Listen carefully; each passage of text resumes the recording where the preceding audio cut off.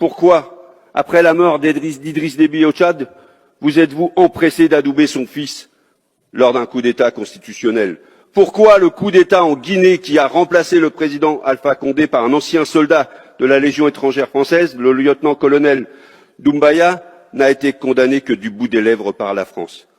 Sans parler du troisième mandat inconstitutionnel d'Alassane Ouattara en Côte d'Ivoire, votre complice de toujours. Pourquoi seul le coup d'État au Mali a été sanctionné par la CEDEAO? Ce blocus ajoute de l'huile sur le feu et ne fait souffrir que la population. Pourquoi le président Macron se permet de convoquer, c'était l'expression employée, les chefs d'État du G5 Sahel au sommet de Pau le 13 janvier 2020 pour les obliger à prêter à nouveau allégeance à la France? Pourquoi refusez-vous de valider l'enquête des Nations Unies sur les bombardements par l'armée française à Bounti, au Mali, le 3 janvier 2021, qui a fait une vingtaine de morts dans un rassemblement qui n'était vraisemblablement qu'un mariage?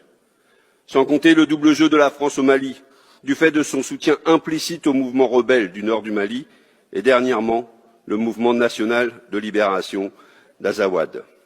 Du fait également de la promotion acharnée de l'accord d'Alger, rédigé sans le peuple malien, qui ne correspond en rien à ses aspirations et qui menace l'intégrité territoriale du Mali. Et évidemment, je ne parle même pas du franc CFA et de son avatar, l'ECO, cet instrument de domination monétaire de la France dans la région. Face au blocage des voies démocratiques, il semble que pour beaucoup, l'envie d'indépendance et de souveraineté a remplacé le désir de démocratie. C'est un changement majeur qui bouleverse les dynamiques au Sahel. Évidemment, pour nous, élus démocratiques, moins fragiles que celles de ces États, l'inversion des priorités entre souveraineté et démocratie nous dérange au plus haut point.